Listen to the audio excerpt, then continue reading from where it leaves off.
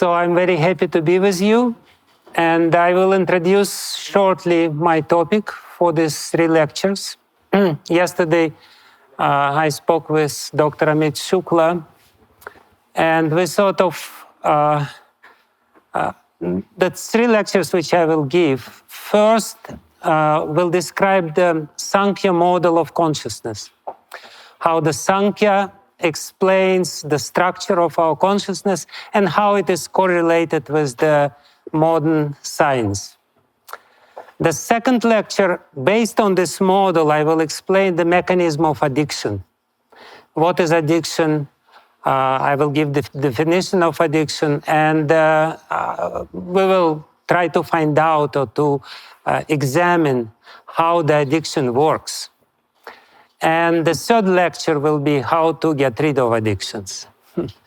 So that's a little plan for our talks.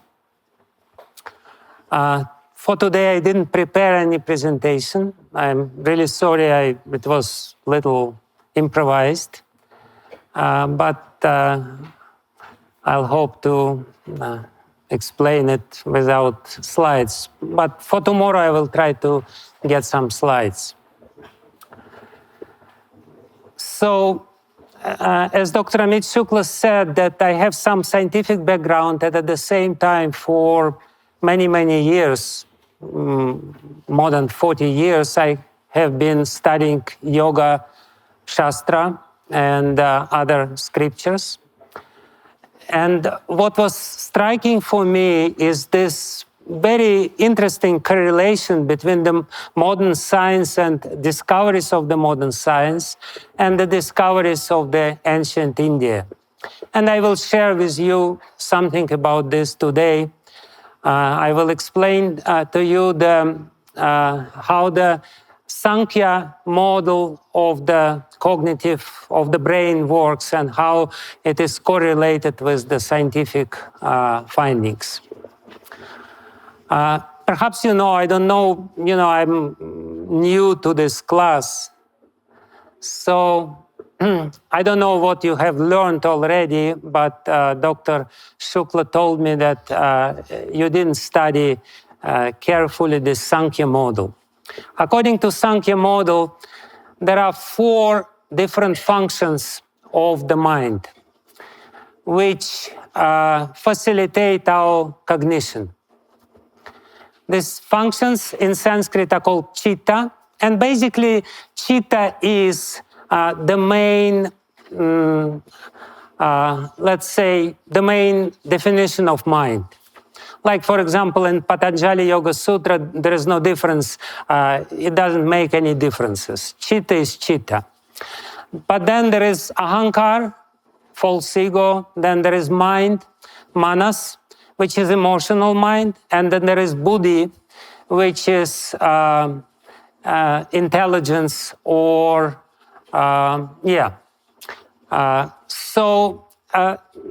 these 4 functions. Actually, there is one chitta, which is the mind proper, and the chitta has 3 functions, through which chitta, our mind, interacts with the environment, with the world. So let me give a little definition of these functions, and then I will explain how it correlates with the modern findings. First of all, the main element, as I said, is chitta, and the main function of chitta, chitta means mind, chitta means actually collection. Literally, the word chitta from Sanskrit means collection, and the function of chitta is to reflect the outer world and to collect the impressions of the outer world. Oftentimes, this word chitta is translated as heart, and there is a very deep reason behind this. Perhaps you know that there is not only brain in our head, but there is a brain in our heart. There are some neurons in our heart which are very deeply and profoundly connected with the brain in the head.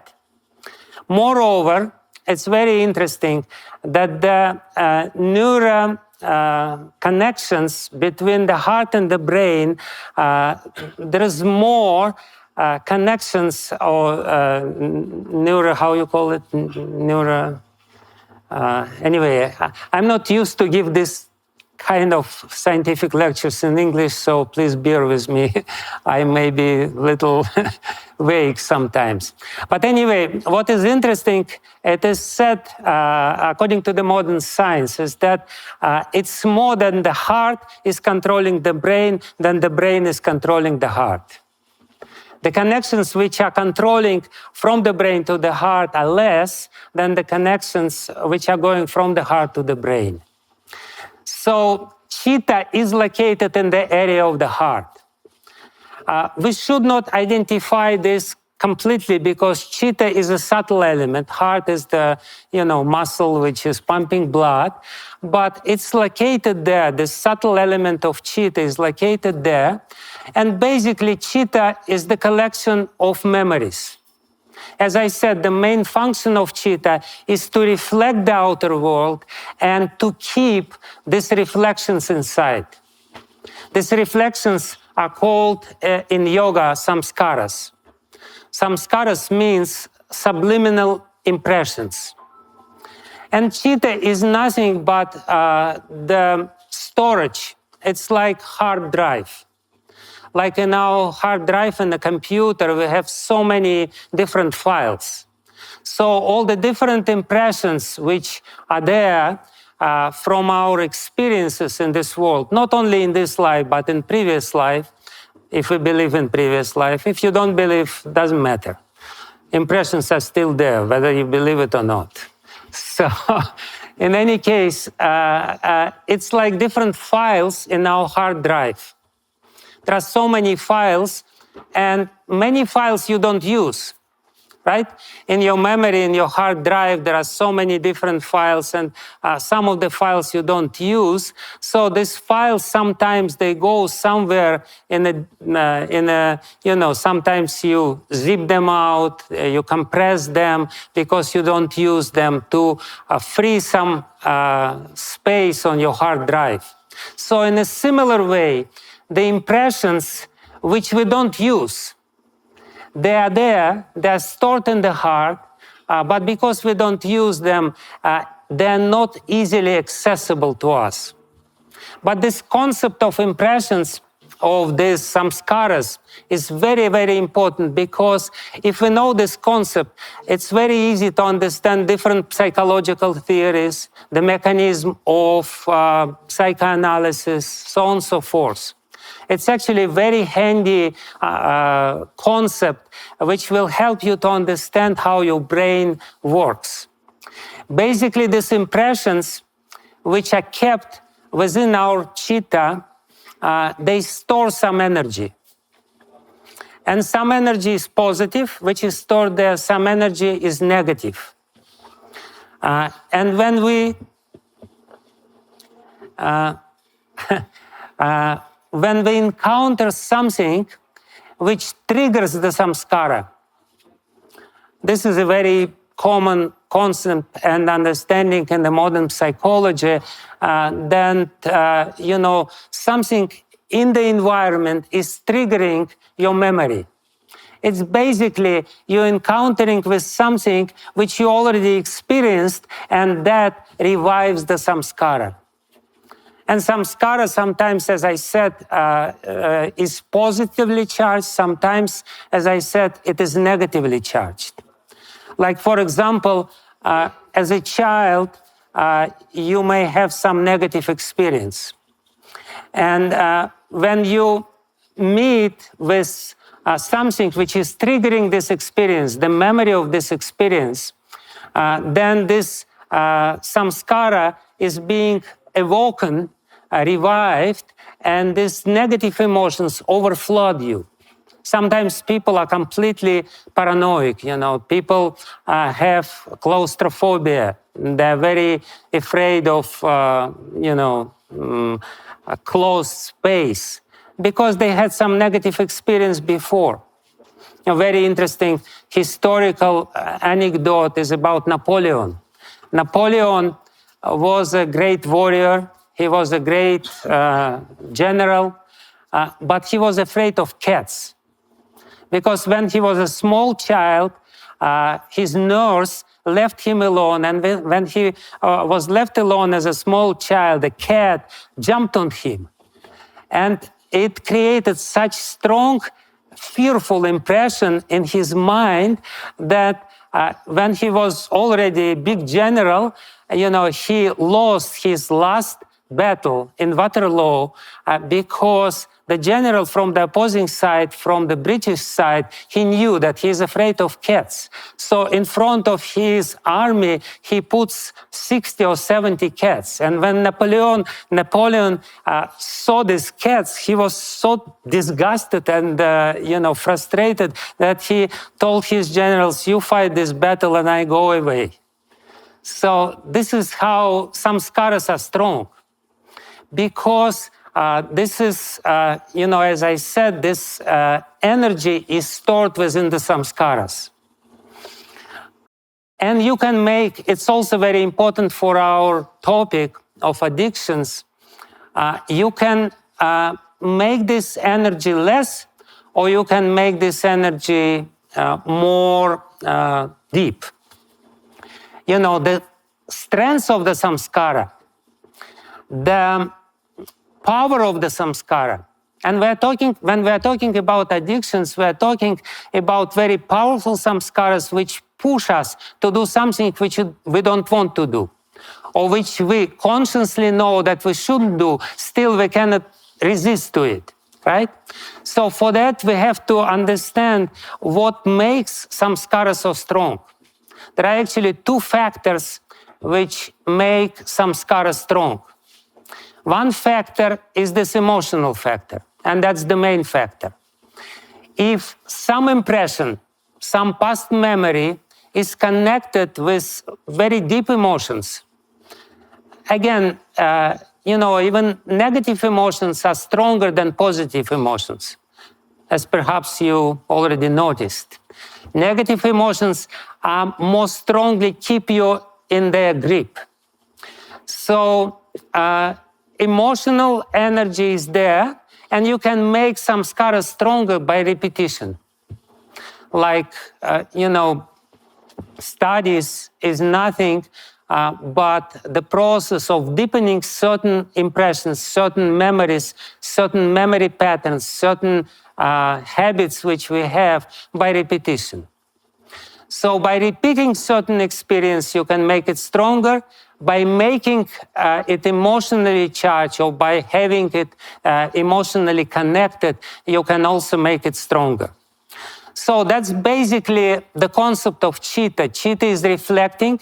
Chitta is recording everything which is within the sphere of our experience. And by recording it, chitta is actually the mechanism which is learning or us to react to the environment. So that's the first thing. But let me go a little back to this original model, fourfold model of the cognition, basically. This fourfold model we'll try now to understand or to see it within our consciousness, ourselves.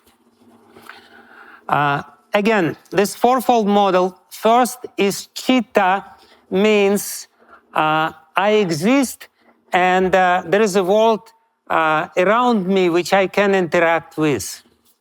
But there is no I yet. I is the next element, which is I consciousness or ego or ahankara. So that's the next element. The next element is emotional mind. I like it or I don't like it. Emotional mind, I will tell a little later how it works, but basically it's rejects and accepts. This I like, this I don't like. It's basically a very simple mechanism, 0, 1, 0, 1. As any computer science, they say that all the computers is 0, 1, plus, minus. like, don't like. So, and then there is buddhi, or, your cognitive part, your intelligence. So basically what it means, we can try to understand how this consciousness works in the simple act of cognition. For example, you're going by the street and you see a big, window of a nice shop, and there are some attractive things which are exhibited in this window. First initial element of your interacting with this is you know that there is something. You don't exactly know what it is, but the first initial, according to Sankhya, the first initial act of cognition is called nirvikalpa pratyaksha, which means indefinite cognition. You know there is something, but you don't exactly know what it is. And that's exactly when you wake up early in the morning. That's exactly the first thing. If you try to reproduce your consciousness, how it works at this moment of waking up, you will clearly understand that the first thing is that I exist, but it's not I exist. It's, I'm there, but it's not me yet. The consciousness is there. The feeling of existence is there, but there is not yet I. So the next element of cognition when we see something is that how it is related to me. Like sometimes, you pass by something and you don't even notice it. You noticed it, and your ego very quickly made the connection, and because there is no connection, you passed by it without any cognition. So this second element of I consciousness is very important, because this is the second stage of cognition. How does it relate it to me? For example, if you are a male, if you are sitting here, and you're going by the shop which sells saris, and if you're not married, then you probably don't have anything to do with saris, I hope. So because your ego doesn't have anything to do, there is a big chance that you will pass by it and you will not even notice it. But if you are a female and you see some nice clothes, some female clothes, beautiful clothes, then immediately, because you have this female ego, you will make a connection with it. And the interest, the cognition will be more sharp. You will look in it and you will try to see, how is it related to me, whether I like to have it or not. So that's the next element of cognition, how this model works. First, you just see indefinitely without any recognition. Then you recognizing in relationship to yourself. What is the relationship of this particular thing and myself? Am I interested in it or not? And if not, you don't bother with it. You just go, because this is the very important mechanism of not having too many impressions in your hard drive, not having too much information. So much information we completely sift out from our consciousness. Then the next element of cognition is that whether I like this element or not. You already made the connection between this thing which you see and yourself. You found some file within your chitta, and you recognize this thing. You may say, "Oh, this is this. This is the camera, or this is the iPhone, or this is this," and then your emotional mind starts working, whether I like it or not. And if it's something neutral, which doesn't have so much to do with yourself, then again, impression will not be so strong. But if it's something which has a lot to do with your past memories, if it invokes some emotional response, then definitely your cognition will start working much more intensely. And then, first you see something, then you recognize this thing in relationship to you. You more or less include it within your ego. This is mine, or I would like to have this thing, or, I have nothing to do with it. Then you emotionally connect with it, I like it. Oh, this is very good. Let's take another example. You're going by the,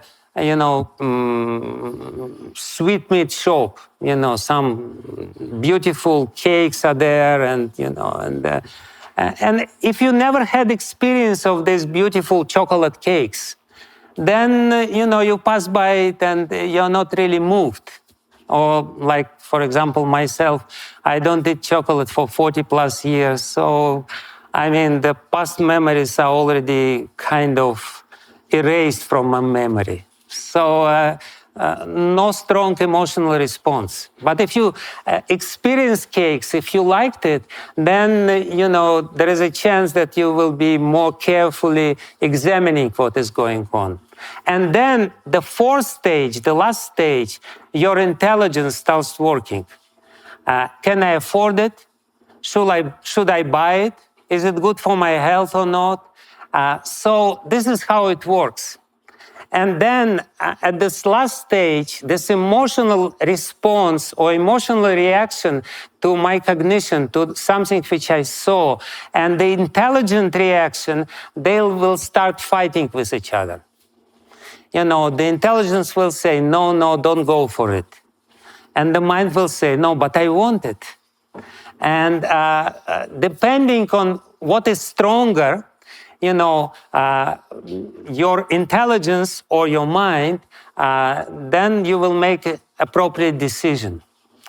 Basically, why I'm saying this, because this model very much explains this marshmallow experiment. Dr. Shukla told me that he explained to you this marshmallow experiment.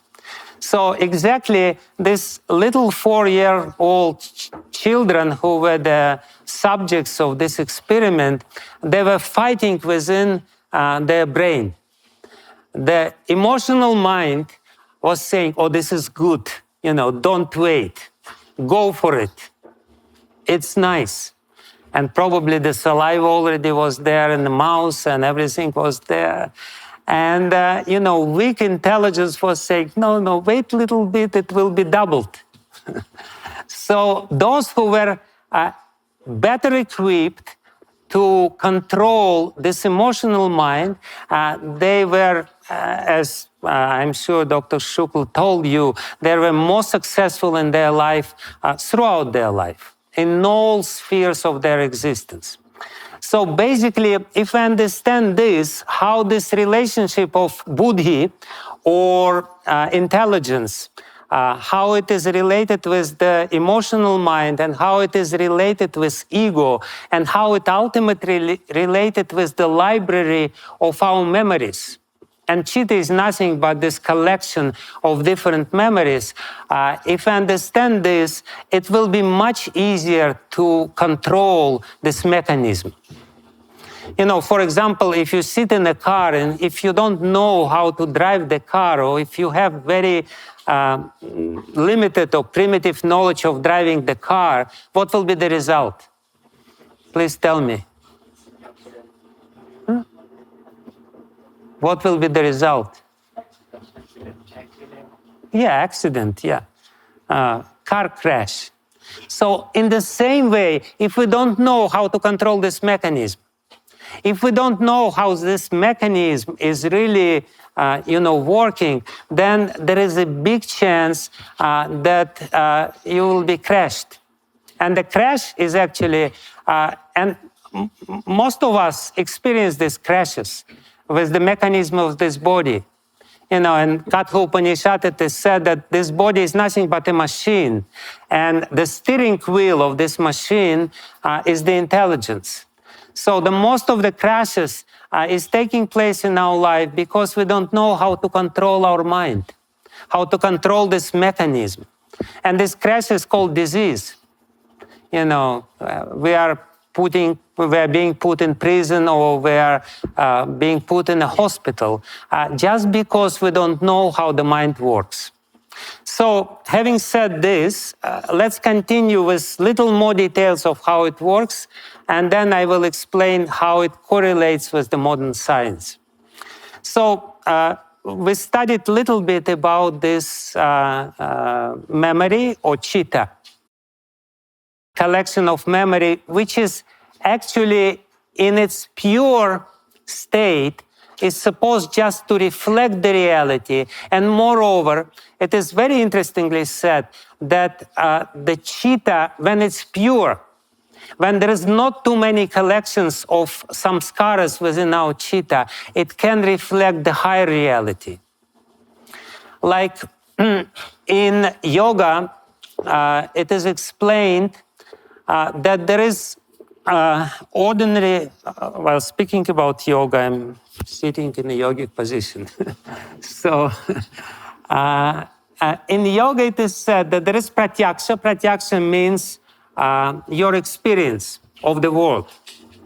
You're looking in the world, you're reflecting the world, you're recognizing something, you're understanding how it works. But there is yogic pratyaksha. Yogic pratyaksha means that your reflection of the outer world is so pure, your chitta is so pure, that you have the reflection of the outer world, or some subject of the outer world, within your chitta in exact detail. And by having this reflection within your mind, you examine it within your mind. Like all the achievements of Vedic science, like for example in Rig Veda, in some parishishta to Rig Veda, there is basically, the description of the speed of the light. How these ancient people knew this. Ayurveda describes so many different, plants and the properties of these plants. How did they know? They didn't have chemical laboratories. They couldn't investigate it by the modern science and everything else. The method of this is called yogic pratyaksha.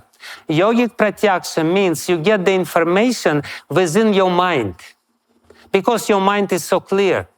Or you get the information from the higher plane because your chitta is connected with the universal chitta.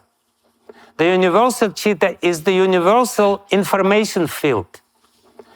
And your individual chitta is your individual information field. Like we have, this internet.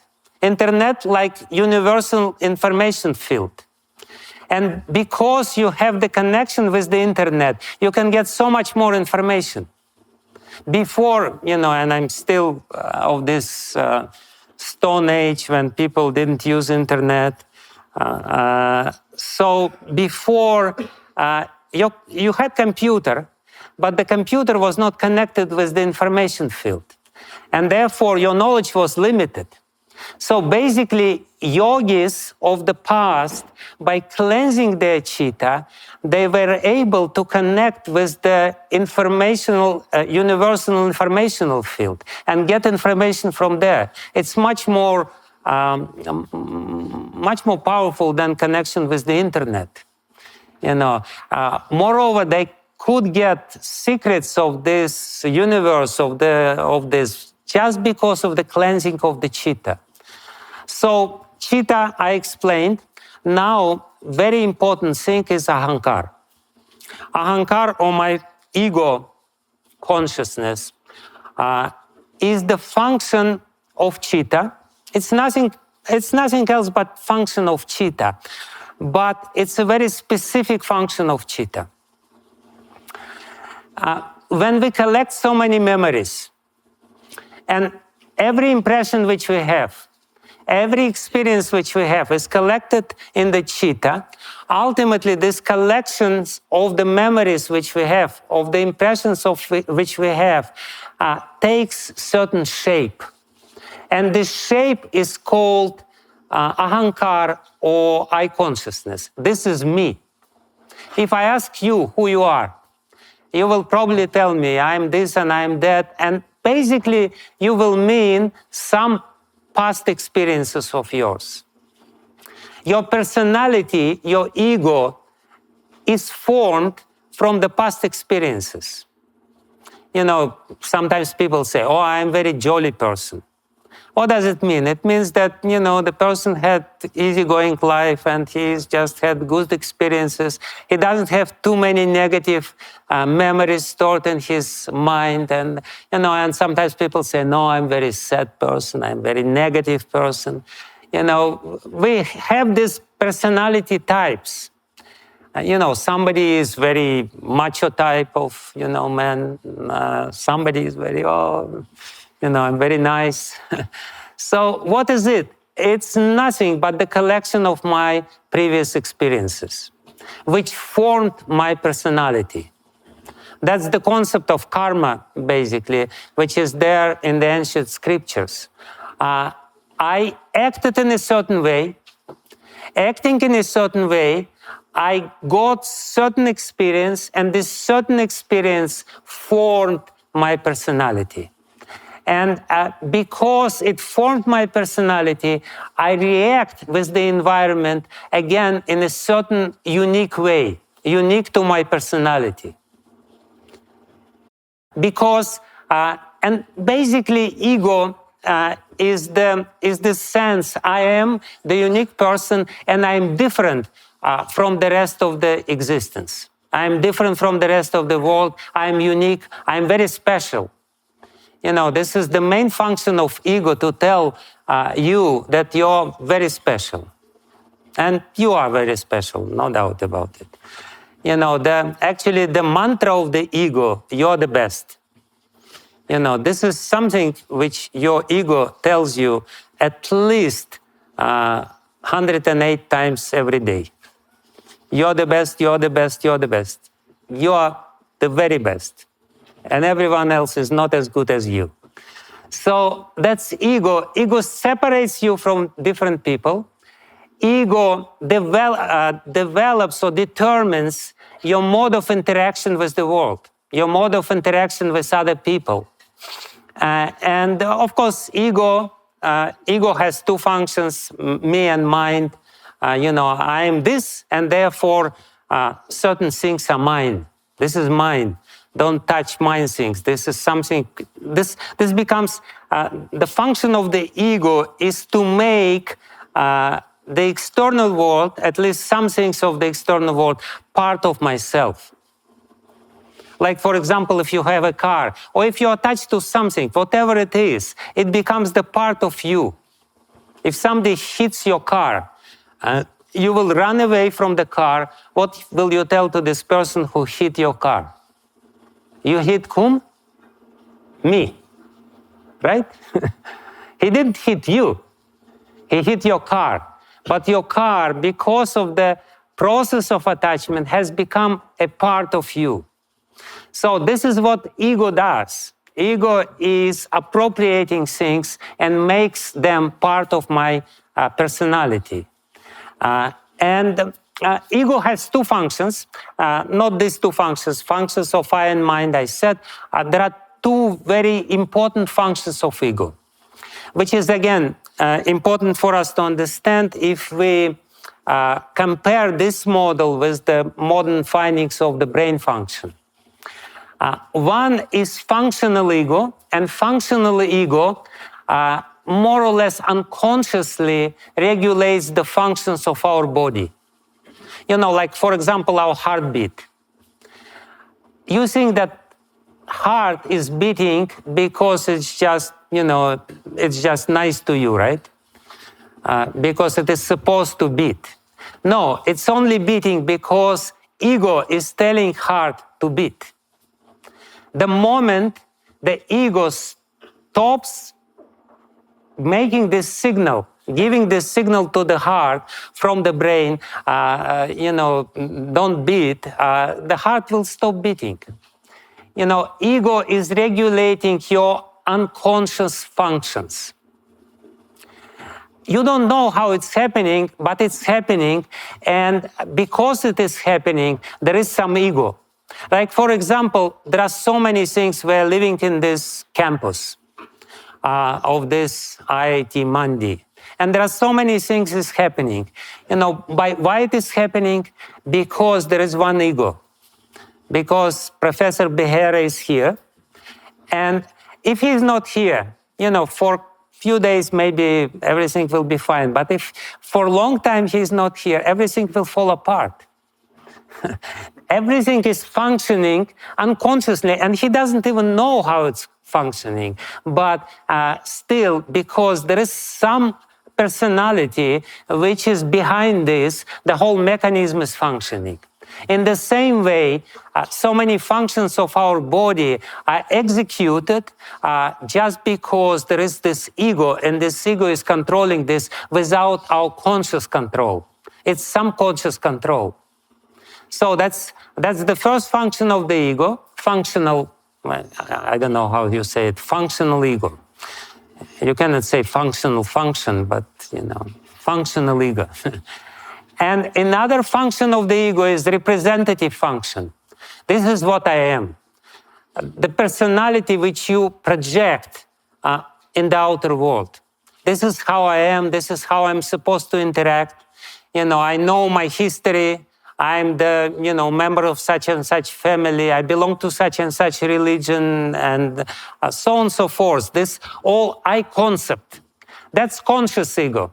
There are two parts of ego: subconscious ego, which regulates and basically rules the functions of our body, and another one is subconscious, conscious ego, which actually your projection to the outside world.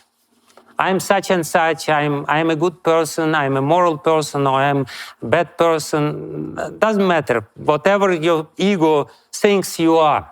Actually, you are not this. This is just a collection of impressions, which is stored within your chitta. So then the next function is manas, mind. And as I said, it's emotional mind. Why? Because it emotionally reacts to the reality. And basically there are two emotions. You can say three emotions. One emotion, I like it, positive emotion. And again, the spectrum, the range of this emotion can be very wide. I like it a little bit, I like it more, I like it very much. So that's the emotional response. Oh, this is really cool. As they say, oh, this is cool. So if you say it's cool, it means you like it very much. So that's the positive response to the reality. And there is a negative response, I don't like it. And there is a neutral point. I'm indifferent to this. I neither like it nor don't like it so much. I hate it, I like it, or something very neutral. So this dual function of the mind, dual emotions of the mind, this thing I hate, this thing I like, is actually very strong driving force. And it's all based on ego. First we have chitta. The collection of samskaras takes some shape, and this shape forms our ego. And ego controls the emotion. Actually, the mind is controlled by ego. Why some people like some things and don't like some other things? And other people, they have completely different reaction to the same thing. Like I don't like meat. If there is a smell of meat, I feel like vomiting. But some people like meat. Why? Because this is the emotional reaction based on my past experience, and my past experience formed my ego. So according to my ego, to my conception, my memories stored in my mind, I will try to acquire something which I like, and I will try to reject something which I don't like. So my emotional reactions are basically determined by the shape and the program which is there in my ego. There's very deep unconscious program within my ego which determines my emotional response. Sometimes I don't even know why I hate somebody. I see somebody, an immediate reaction I don't like. And you ask yourself why you don't like this person, you will not be able to answer. But the answer is that because this person perhaps reminds you somebody who inflicted you some pain. And this memory is recorded within your chitta, and you forgot this memory on a conscious level, but your ego is still reminding you, is still remembering you. Oh, this person stinks, let's keep far away from him. So that's how it works with the emotional mind. And as I said, emotional mind, it has very simple reaction, plus, minus, like, don't like. Again, this combination of like, don't like can have very wide range of different reactions, emotional reactions. But basically, emotions are two, hate and like, raga and dvesha. Raga means attachment, dvesha means hatred. And then the last but not the least, the most important thing is my intelligence, my conscious intelligence. Emotional mind, which is somewhat subconscious, which doesn't understand, as I explained, the mind doesn't really understand how it works, why you like something, why you don't like something. Very deeply rooted ego, which is totally subconscious, which is much deeper than your conscious mind. And ultimately, your conscious intelligence by which you determine whether it's good for you or not. And this is the most important element which actually distinguishes you as human being from any other species of life. Ego, everyone has. Cat has ego. Dogs have ego. You know how the dogs they work. They go to a certain bush, and they pass some urine, and it means that this bush belongs to me. This is how they appropriate certain territory. This is my territory, and if some other dog will come to this territory, there will be fierce fighting. Because this is the range of my ego. This is where my ego is. So any animal has ego. Little cockroach has ego. If you try to kill cockroach, the cockroach will not make namaskar to you and tell, please kill me. The cockroach will run away from you. Why? Because ego will tell him, no, you're a very special cockroach. Your existence is very important. You're laughing, but actually this is how ego works. You have to save yourself by all means. This is all the instincts of self-preservation are recorded within our ego. And it's a very deep-rooted instincts of self-preservation. And everyone has ego. Everyone has mind. I like, I don't like, dogs have mind. Everyone has mind. Intelligence, only you have, if you have. Should not be taken for granted.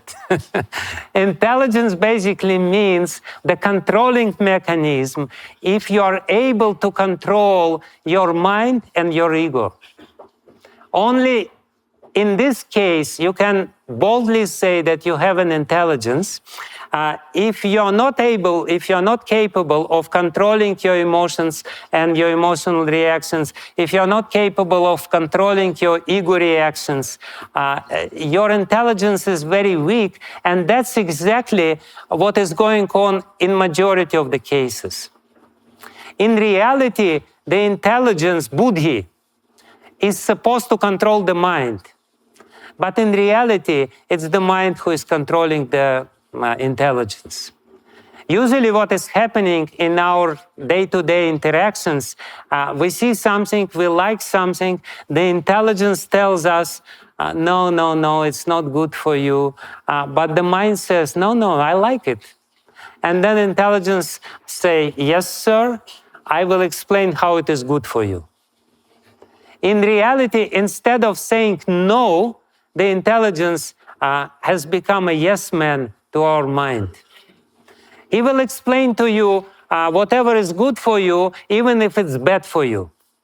This is how it works why people do so many stupid things. Why people, they know that it's bad, but they are convinced that it is good because their intelligence is perverted. The functions of the intelligence is not really working properly. This whole system can only work properly, and you can only be sure that you are in control of the machine of this body if everything is properly controlled by intelligence, by buddhi. And now, the very last thing which I wanted to say is that I don't know if you were explained or you were talking about this triune brain. You were talking about this MacLean model of the brain. Yeah, it's very interesting. There is very famous model which is somewhat outdated and which is based on wrong notion of evolution, of Darwinian evolution, but still it has something to do with reality. It's still accepted by many scholars with corrections. This model was suggested by some scientist, Paul MacLean, in 1960s, some 80 years back. So it's outdated to a certain extent, but still it's quite handy. And it is said that the brain is unity of three brains. That our brain is actually unity of three brains. And the most primitive brain is called reptile brain or the stem brain. I have a picture of it. I will show it tomorrow. Tomorrow, or you can show it, yeah. This very primitive instinctive brain is there, which is stem area of our brain. Then there is a limbic system, which is put literally put over the stem. It's like, there is some sort of stem, then there is some limbic system over it, and then there is neocortex. There is a speculation about it that first it was reptiles, then the mammals developed into mammals. Mammals developed this, emotional limbic system, and then the higher mammals, starting with apes, developed this neocortex. So, but basically, if we consider this model and the functions of these three parts of the brain, we will understand that it exactly correlates with this concept of ego, mind, and intelligence, of sankhya. Because this reptile brain, yeah, you can see this reptile brain, which is light greenish. And then there is limbic area, which is emotional brain with different mechanism in it. And then ultimately neocortex, which is the representation. It's called neocortex or primate brain.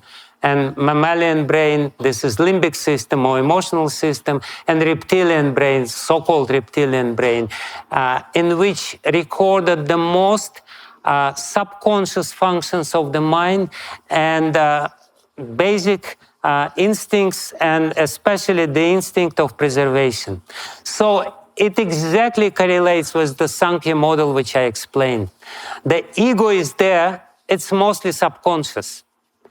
The very important function of the ego is to regulate the subconscious, unconscious functions of your body.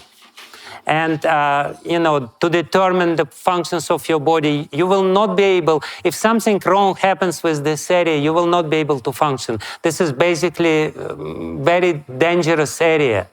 And then there is the limbic system, and the limbic system is exactly working according to Sankhya, yes, no, I like, I don't like. And I will explain to you tomorrow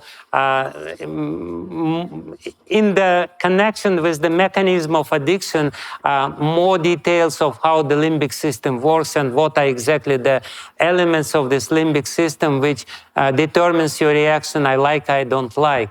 And then the neocortex, your cognitive brain, or the brain which actually determines what your, how to say this, your operational brain, it's supposed to be buddhi. And it's supposed to, again, to control other functions, but unfortunately when it's weak, it's being controlled by these lower functions of the mind. And that's a model, if I understand this, we very quickly understand, first of all, what is the mechanism of addiction, and second of all, with some very interesting details, and second of all, how to get rid of addictions, how to fine-tune this system so that the buddhi, the most important part of our intelligence, would develop and will give us some good control in our life and ultimately bring us to success in our endeavors. So I guess that's it for now, right?